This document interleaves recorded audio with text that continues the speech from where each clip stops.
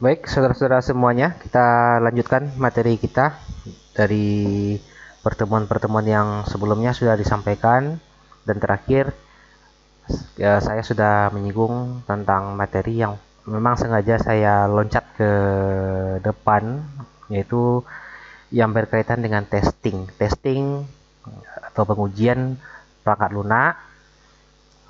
Aspeknya setidaknya ada dua, itu ada white box testing dan black box testing. Nah, sekarang saya mundur ke materi ke belakang terkait dengan perancangan antarmuka pemakai, atau kita lebih familiar atau kita bakal sering mendengar istilah user interface. Secara sederhana, user interface itu adalah semua cara atau alat atau strategi yang digunakan oleh user untuk dapat berinteraksi dengan sistem, termasuk di dalamnya berinteraksi dengan fungsi-fungsi yang ada dalam suatu aplikasi.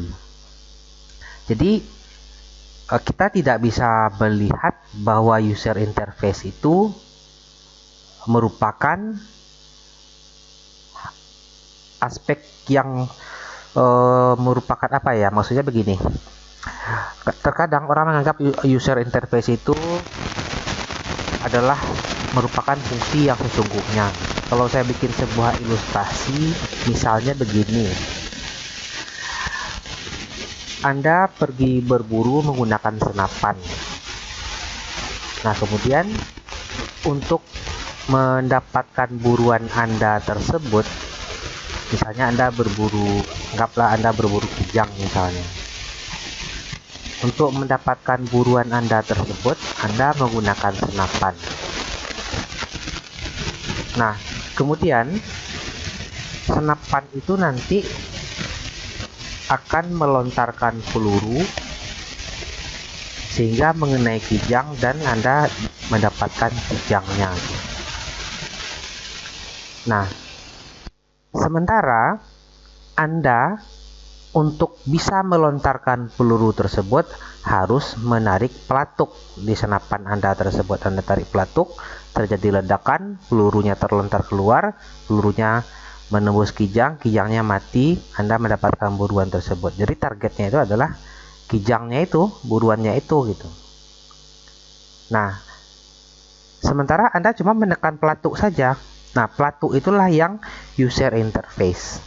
Jadi bahasa sederhananya seperti itu. Jadi pelatuk itu bukanlah kijang, sementara sasaran Anda adalah kijang gitu. Sama juga halnya seperti Anda mengambil uang pada ATM atau menjalankan transaksi pada mesin ATM. Kalau di mesin ATM ada tersedia di top level menunya itu, kalau begitu Anda selesai masuk mengisikan PIN, biasanya ada tombol yang merepresentasikan misal nih 100.000, ada yang tombol 300.000, 500.000, 1 juta, dan 2 juta. Kemudian ada lagi transaksi lainnya, pembayaran atau pembelian, kemudian lainnya.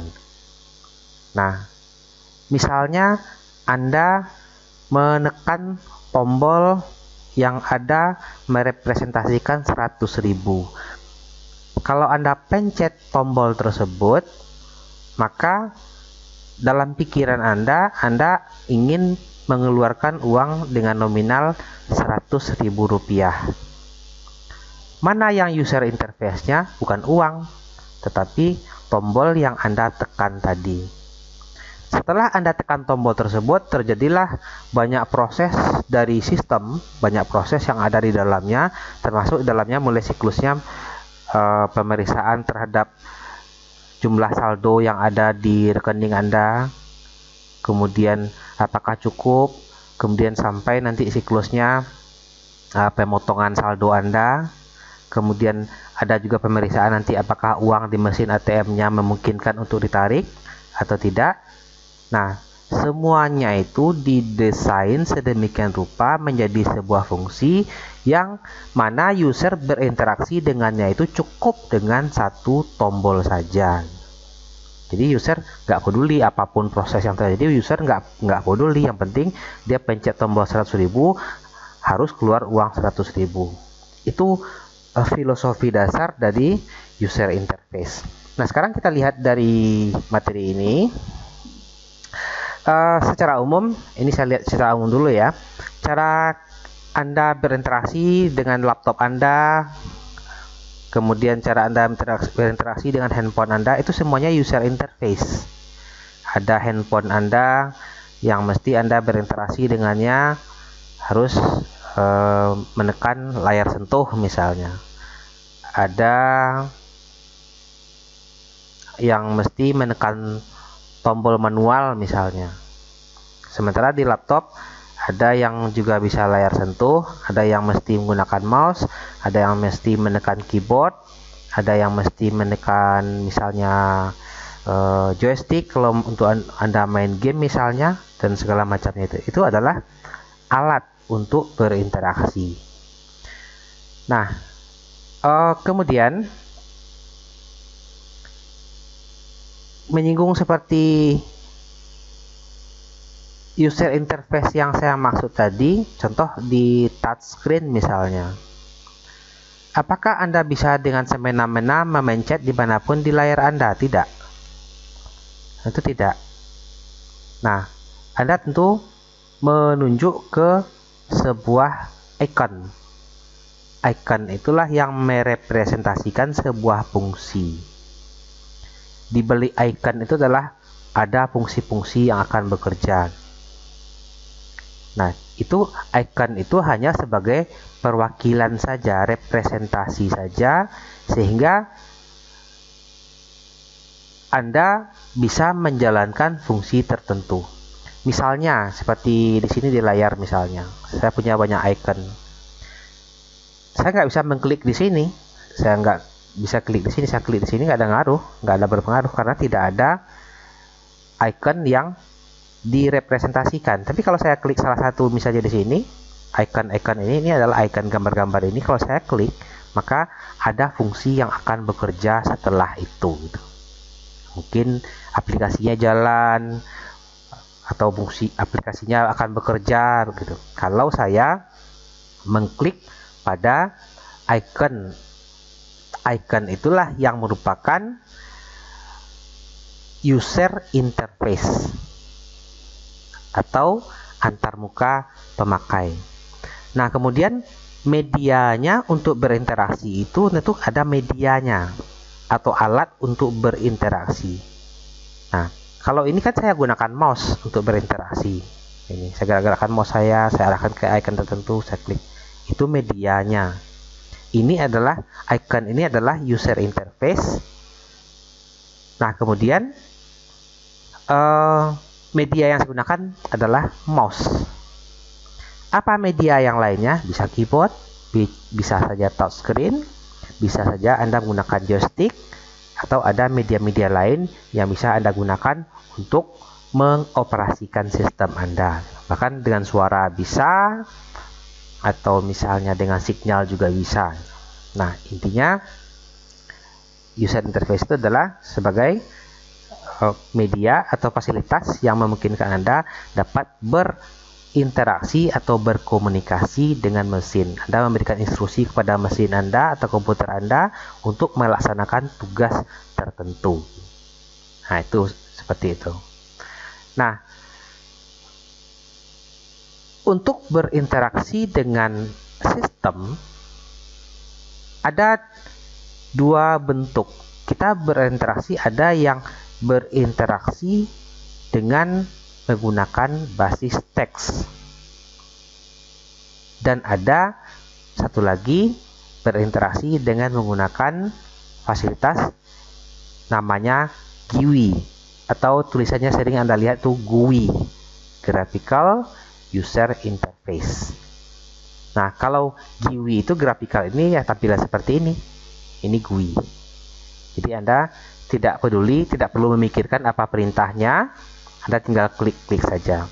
Beda kalau Anda berinteraksi dengan mesin Anda dengan menggunakan basis teks, maka Anda harus mengetahui atau mengerti apa perintah yang akan Anda instruksikan kepada mesin. Misalnya Anda ingin melihat isi sebuah drive atau sebuah folder misalnya pada basis grafis. Kalau Anda gunakan Windows kan itu basis grafis. Jadi Anda tinggal klik saja, misalnya saya mau lihat misalnya di drive misalnya di dalam folder C saya. Nah, ini saya tinggal bisa lihat apa-apa saja yang ada di dalam C ini.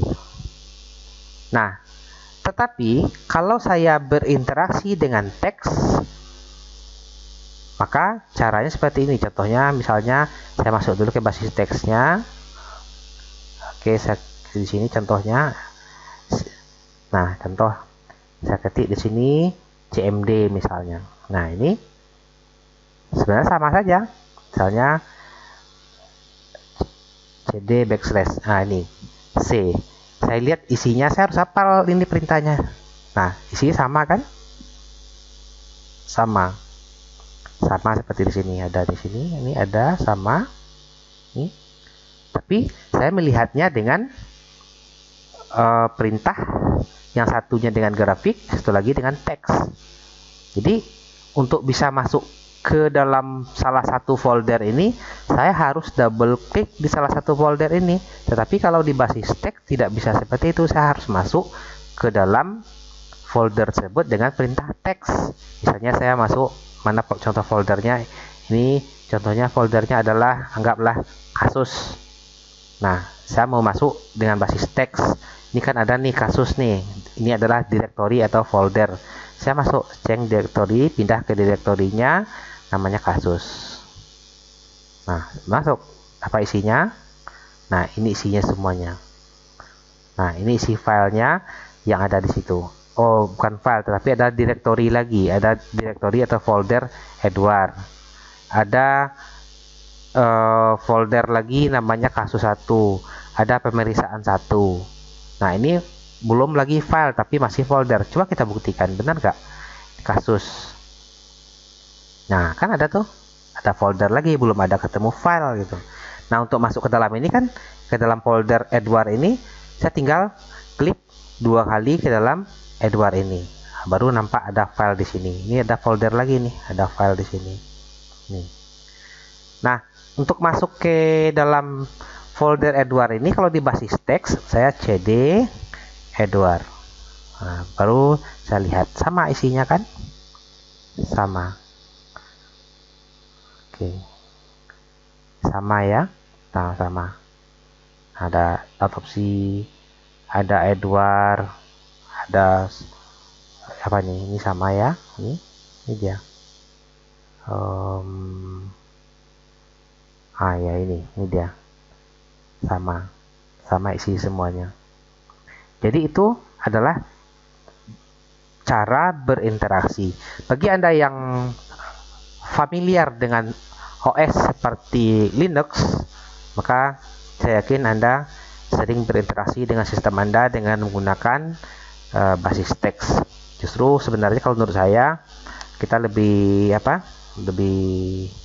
leluasa masuk ke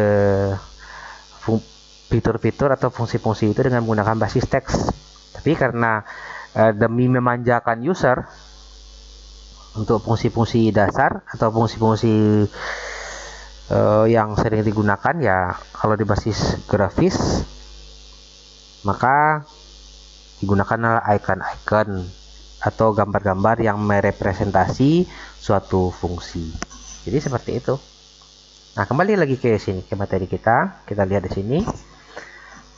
Anda sudah bisa memahami bagian itu. Oke. Nah, ini definisinya ya. Jadi dikatakan bahwa user interface itu fokusnya itu untuk mengantisipasi apa yang mungkin perlu dilakukan pengguna dan memastikan bahwa antarmuka memiliki elemen yang mudah diakses, dipahami, dan digunakan untuk memfasilitasi tindakan tersebut. Jadi mudah diakses, ya memang fitur itu kan tinggal klik saja kan, icon itu tinggal diklik, jalanlah langsung aplikasinya. Dipahami itu biasanya simbol-simbol yang digunakan itu adalah simbol-simbol yang dapat dimengerti dengan mudah oleh user. Contoh, Anda lihat gambar printer, berarti ini sudah dipastikan bakal ngeprint gitu. Nah, ditambah lagi dengan adanya muncul tooltip text seperti di bawah ini kan muncul kotak tuh, print, Ctrl P, berarti Anda bisa mencetak itu dengan cukup menekan Ctrl P saja. Nah, jadi lebih dimanjakan user dengan kondisi seperti itu gitu. Nah, jadi kalau Anda mau nyimpan, ada gambar disket atau gambar media penyimpanan seperti ini. Nah, kalau ini email misalnya. Nah, biasanya simbol-simbol itu dibuat sedemikian rupa sesuai dengan peruntukannya. Jadi nggak mungkin gambar printer ini untuk mencetak diwakili dengan gambar bintang. Orang bingung bintang itu maksudnya apa. Jadi supaya user dapat memahami dengan baik. Nah, user interface itu merupakan tampilan aplikasi front end di mana pengguna berinteraksi dengan menggunakan perangkat lunak. Jadi untuk menggunakan perangkat lunak itu maka perlu ada user interface. Kalau enggak, kita nggak bisa berinteraksi dengan aplikasi tersebut. Dan itulah merupakan jalan masuk yang kita perlukan untuk bisa menggunakan suatu sistem atau suatu aplikasi. Nah, kemudian user juga dapat memanipulasi dan mengontrol perangkat lunak serta perangkat keras dengan menggunakan antarmuka pengguna. Jadi beberapa fitur yang ada di sistem operasi kita sudah dapat melihat banyak fitur-fitur atau banyak user interface yang dapat kita gunakan. Nah, saat ini user interface ditemukan di hampir setiap tempat di mana teknologi digital ada. Jadi kalau Anda misalnya lihat di laptop, di handphone, kemudian apalagi misalnya ATM, kemudian beberapa konter-konter layanan di misalnya di bandara, kemudian ada di hotel dan segala macamnya, itu di rumah sakit. Ada beberapa ini aplikasi yang Anda gunakan ya banyak sekali. Nah, bahkan di pesawat terbang pun cukup banyak panel-panel kontrol yang menggunakan teknologi digital. Kemudian seperti misalnya di mobil misalnya cukup banyak kontrol panel atau panel-panel yang bisa Anda gunakan yang itu merupakan adalah user interface. Nah, user interface itu merupakan bagian dari perangkat lunak dan dirancang sedemikian rupa sehingga diharapkan dapat memberikan wawasan pengguna perangkat lunak. User interface menyediakan platform dasar untuk interaksi manusia dan komputer. Jadi manusia, komputer. Manusia berkomunikasi dengan bahasa manusia.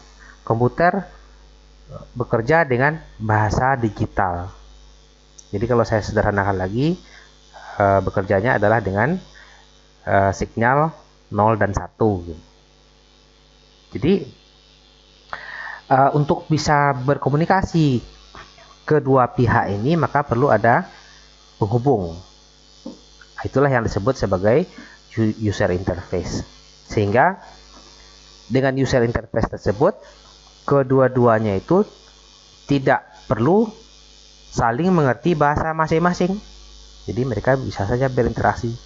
Jadi user interface itulah yang memungkinkan interaksi itu bisa terjadi. Nah, kemudian berinteraksi itu berupa grafis. Ya, grafis itu maksudnya seperti gambar printer di sini, gambar icon-icon itu semua grafis karena kita menggunakan sistem operasinya adalah sistem operasi yang berbasis grafis Windows dan sebangsanya itu dengan tampilannya itu adalah basisnya basis grafis. Nah, ada basis teks seperti yang saya peragakan tadi dan ada berbasis audio video. Jadi kadangkala kita bisa mengakses sistem kita dengan menggunakan suara kita, bisa juga kita mengakses sistem dengan menggunakan tekstur wajah kita atau bentuk postur kita, bisa saja.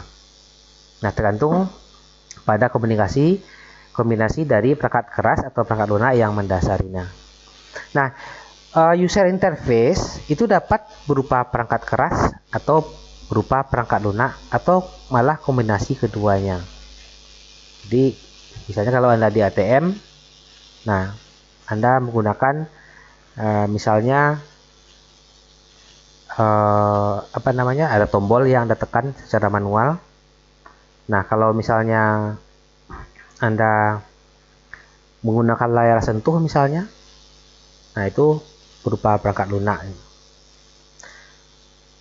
Nah kemudian user interface itu harus dibuat sedemikian rupa, kita desain atau kita rancang.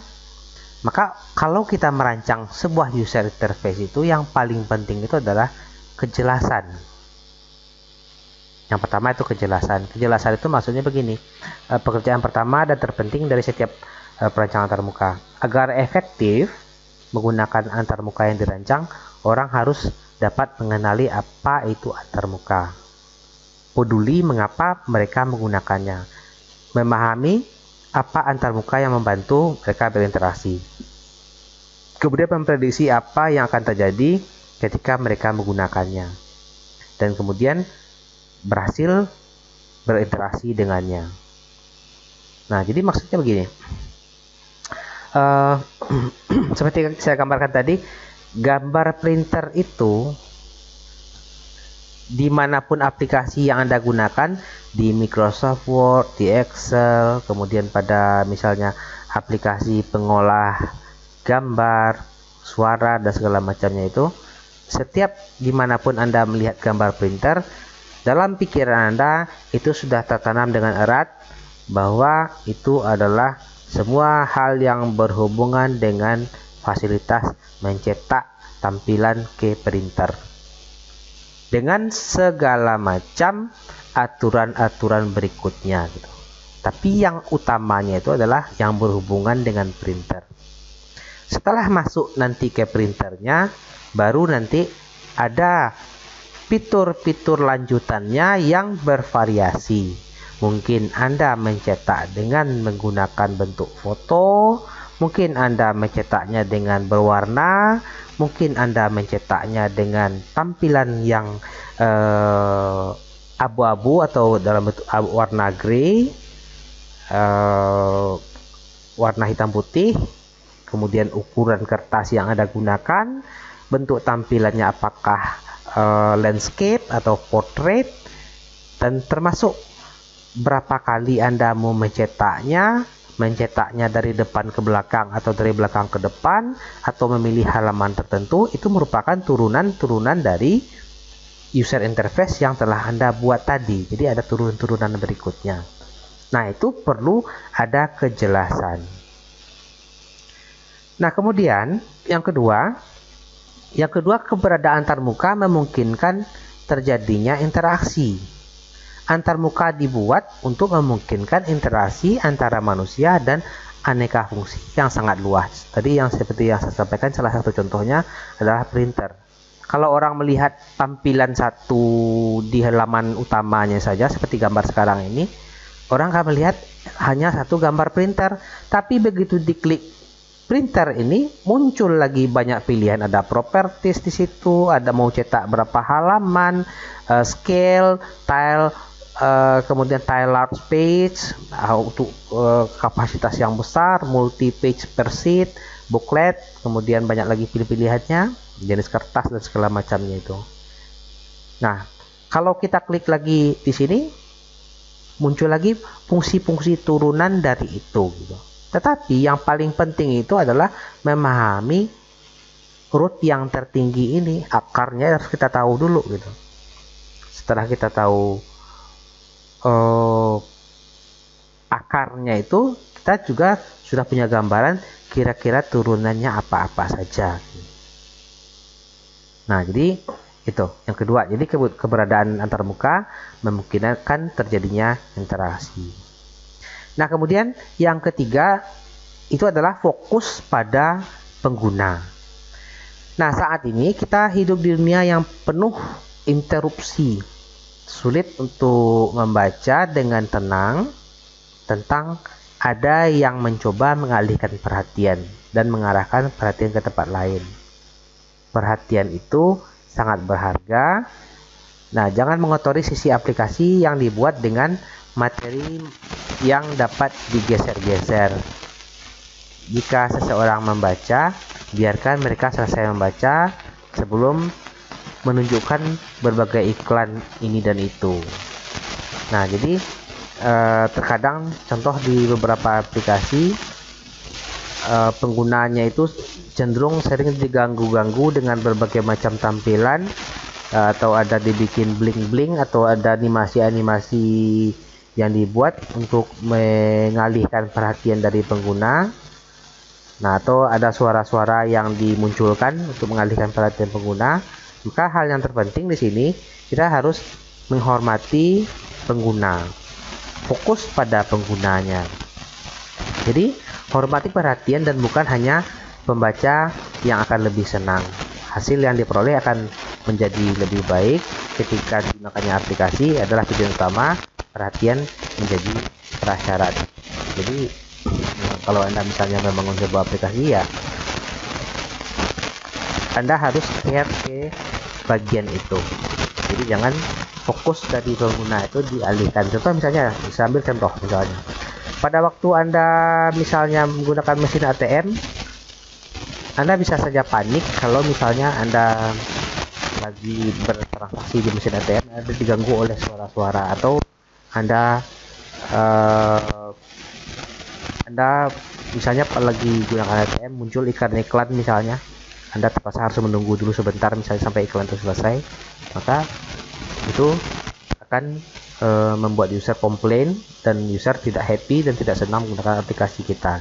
Jadi fokus. Kalau sudah selesai fungsi tersebut, ATM-nya sudah nganggur misalnya, ya silahkan mau ini iklan dan segala macam silahkan.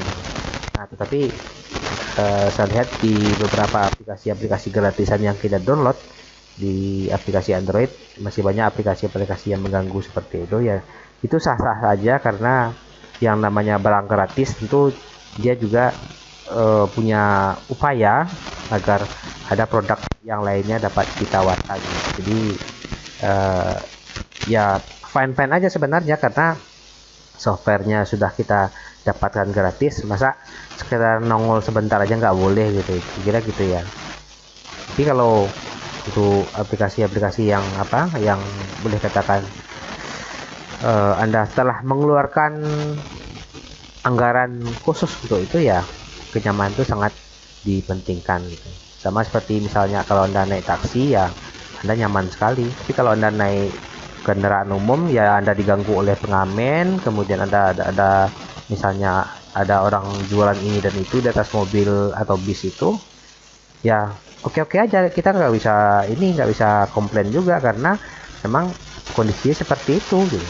Jadi kalau Anda naik taksi misalnya, kemudian ada yang bahkan kalau ada orang yang nebeng pun nggak boleh, karena itu adalah privasi Anda sudah membayar lebih untuk kenyamanan Anda.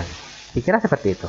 Nah, kemudian berikutnya yang keempat, pengguna tetap memegang kendali. Maksudnya begini, manusia merasa paling nyaman ketika mereka merasakan mengendalikan diri dan lingkungan mereka. Perangkat lunak tanpa pamrih menyingkirkan kenyamanan itu dan memaksa orang melakukan interaksi yang tidak direncanakan, jalur yang membingungkan, dan hasil yang mengejutkan. Nah, buat pengguna tetap memegang kendali secara teratur, menampilkan status dari sistem. Nah, ini juga sering kita pada waktu menggunakan aplikasi, kita klik beberapa fiturnya, nggak tahu kita sudah nyasar, nggak tahu kemana, nah, dan tidak tahu jalan pulang. Maka aplikasi yang baik, setiap opsi itu harus diberikan kepada pengguna. Tapi bila pengguna misalnya mengalami kesulitan, maka sebaiknya dibantu dengan mungkin saja tooltip teks yang Anda buat, atau bisa saja ada semacam warning kepada pemakai, bila dia masuk ke jalur ini maka hasilnya begini, bila masuk ke jalur ini hasilnya begini. Jadi seperti itu. Kemudian yang berikutnya, kelima, dapat dimanipulasi secara langsung. Bagusnya adalah antarmuka dari suatu aplikasi yang dibuat itu sedikit, sehingga pengguna memiliki perasaan manipulasi langsung objek menjadi fokus mereka. Nah, kalau dulu seperti salah satu aplikasi pengolah kata, ya misalnya saja seperti Microsoft Word, itu di tampilan layarnya itu sangat banyak tampilan-tampilan icon-icon yang mengganggu. Nah, kalau sekarang itu tampilannya lebih disederhanakan, kita tinggal pilih, dan kalau mau lebih lengkapnya maka akan ditampilkan yang lebih lengkapnya. Saya tayangkan lah ya, saya lihatkan hasilnya seperti ini, misalnya Microsoft Word. Oke, ini seperti ini misalnya.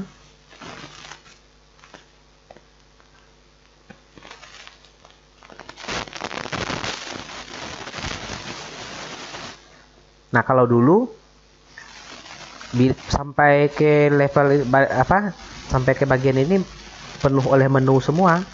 Kalau sekarang sudah sederhana kan, kalau kita butuh lebih lengkap kan kita tinggal klik lagi gini aja, baru muncul banyak pilihan berikutnya. Contoh ini lagi. Nah, kalau kita mau lebih lengkap ya tinggal kita tampilkan selengkapnya. Nah, jadi lebih disederhanakan, dan ada beberapa menu yang dimasukkan ke dalam drop down menunya. Jadi pada waktu nggak dibutuhkan ya dia nggak nongol gitu. Jadi hal seperti itu sangat diperlukan. Nah, berikut yang keenam, satu tindakan utama pada tiap layar. Jadi layar itu nggak tampil berlapis-lapis, hanya satu tindakan. Contoh di sini misalnya tampilan ini, kalau saya klik printer ya satu layar ini aja. Kalau saya masuk ke properties ya saya berhubungan dengan layar properties saja. Jadi seperti itu. Jadi satu layar itu saja kita masuki. Kalau kita tutup baru kita masuk lagi ke layar yang lainnya. Jadi nggak membingungkan. Kalau misalnya tampil beberapa layar secara beruntun, itu akan sangat membingungkan bagi pemakai. Kemudian yang ketujuhnya itu persiapkan fungsi-fungsi sekunder. Nah, maksudnya begini, layar dengan satu tindakan utama dapat memiliki beberapa tindakan sekunder, tetapi harus tetap sekunder. Misalnya, Anda membuat sebuah aplikasi yang menampilkan artikel atau naskah ya. Fokus utamanya adalah agar user membaca artikel tersebut. Seperti tampilan sekarang ini. Aksi selanjutnya sekunder akan ada pilihan untuk tindakan berikutnya setelah Anda baca, mau men-share, mau men-forward, atau tindakan lainnya. Jadi kalau Anda mau misalnya kirimkan ke seseorang, Anda mau emailkan dan segala macam. Fokusnya kan ini utama itu kan membaca dulu, membaca. Kalau sudah selesai membaca, mau diapain? Mau di add, mau di remove, atau di bookmark misalnya. Nah, kemudian mau lihat halaman thumbnail dari halamannya, kemudian mengatur tampilan layer yang diinginkan. Nah, kemudian termasuk mau komentar misalnya di teks tersebut, mau ada mengedit teks tersebut atau menandai, ya bisa saja. Tapi fokus utama itu adalah membaca.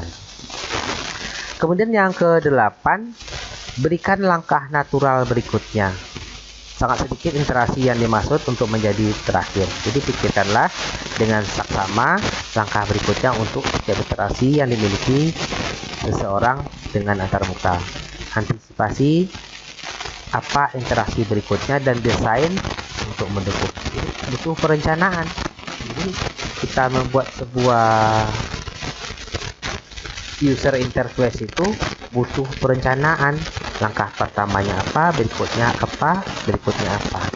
Jadi ada urutan-urutan. Ini butuh perencanaan. Jadi bukan sekedar tampil sebuah icon selesai, enggak.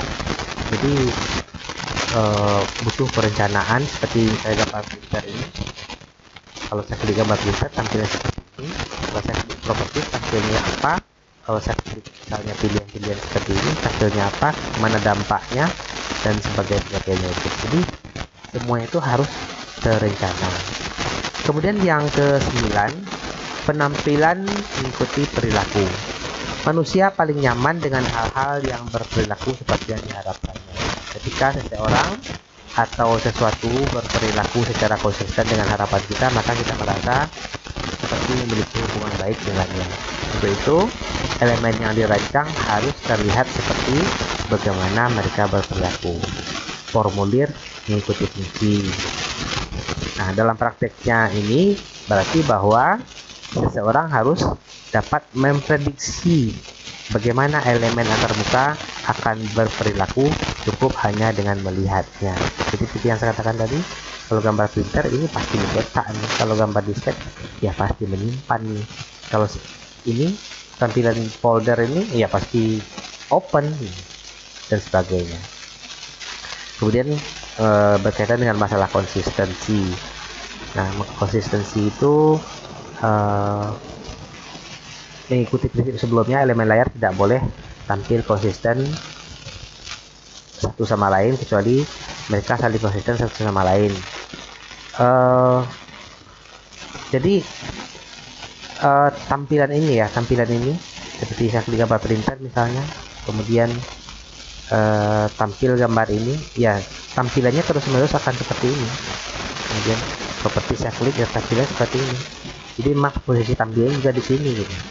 Nah, jadi kalau kita mau geser ke sini, nggak apa-apa. Nah, di sini kalau saya mau mengubah yang layar belakang ini nggak bisa, karena saya harus tutup ini dulu baru saya bisa balik ke belakang gitu. Jadi seperti ini kan tidak membingungkan dari user. Jadi tutupnya layar dulu baru dia bisa masuk lagi ke layar bagian belakang ini.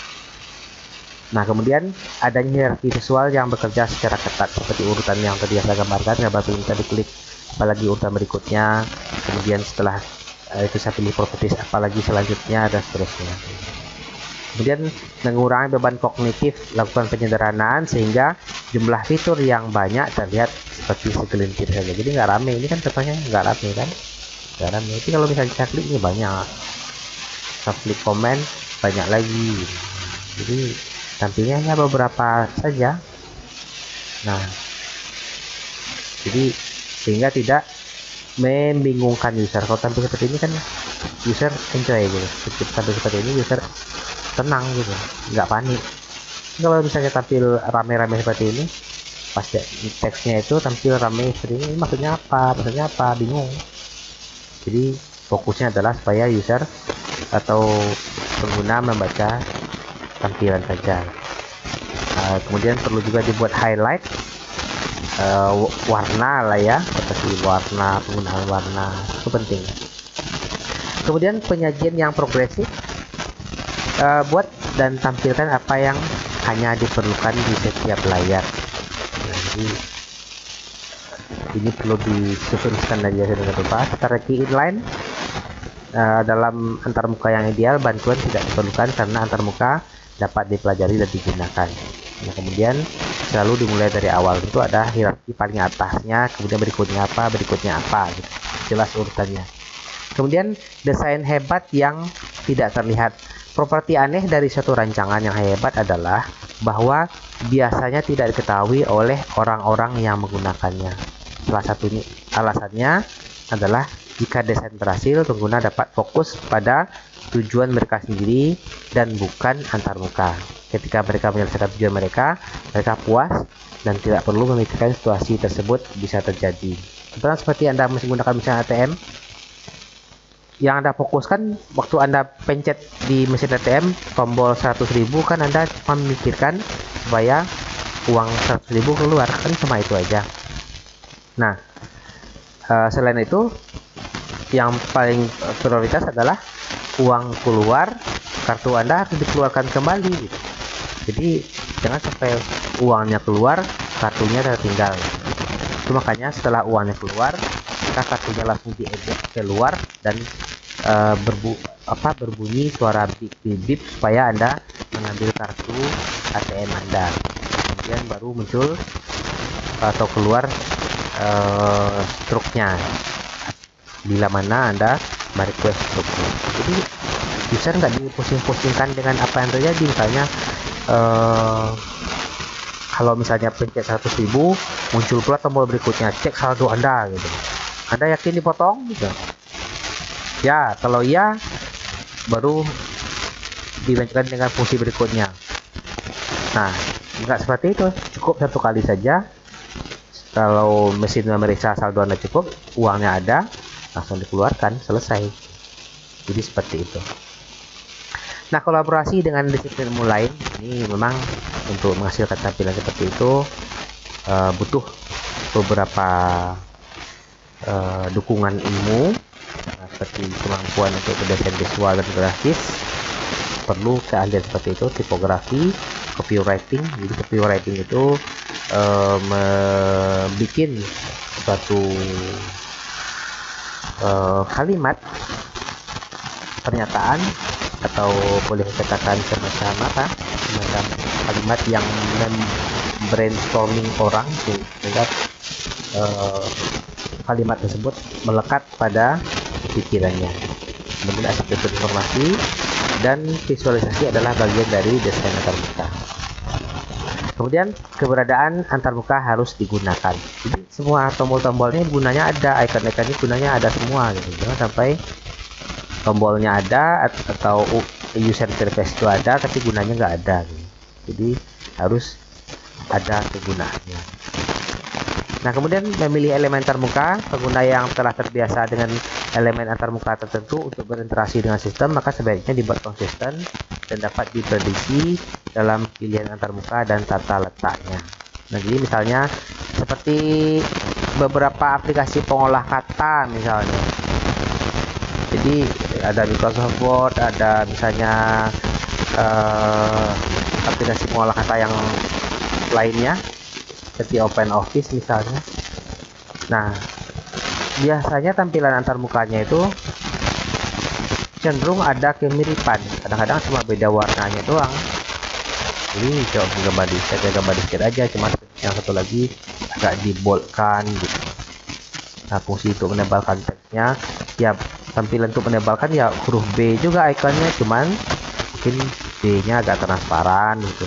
Juga ada berbeda, karena nantinya bisa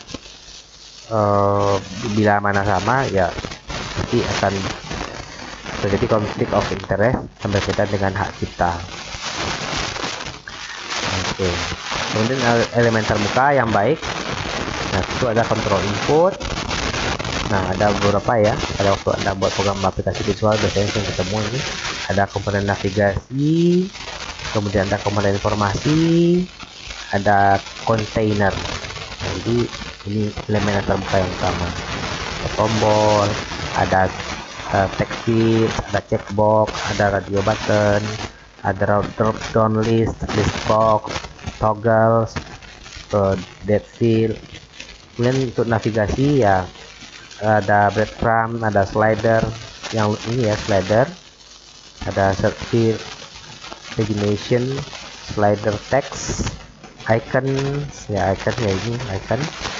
Kemudian komponen informasi ada tooltip, seperti misalnya ini saya taruh mouse saya saja di sini kan, itu tooltipnya. Kemudian ada icon, ada progress bar, misalnya waktu Anda install kan ada progress bar tuh 2%, 3%, 50%, 75%, 100%. Notification, yang message box kotakkan ya, modal Windows.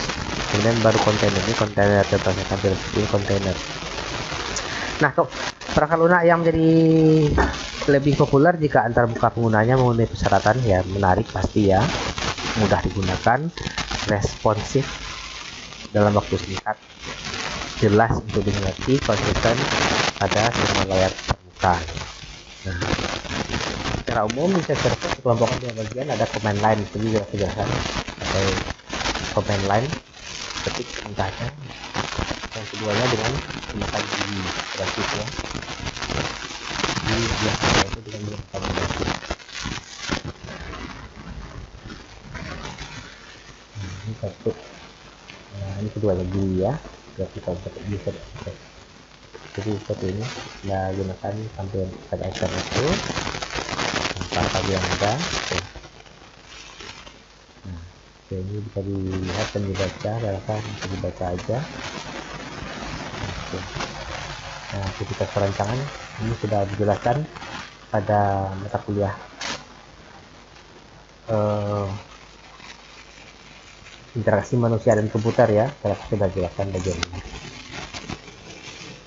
Nah, ini selanjutnya nanti Anda cek pada Google Classroom masing-masing. Itu aja saya rasa untuk penjelasannya. Nanti ada pendalaman materinya di Google Classroom, silahkan dicek ke buku Anda masing-masing. Terima kasih.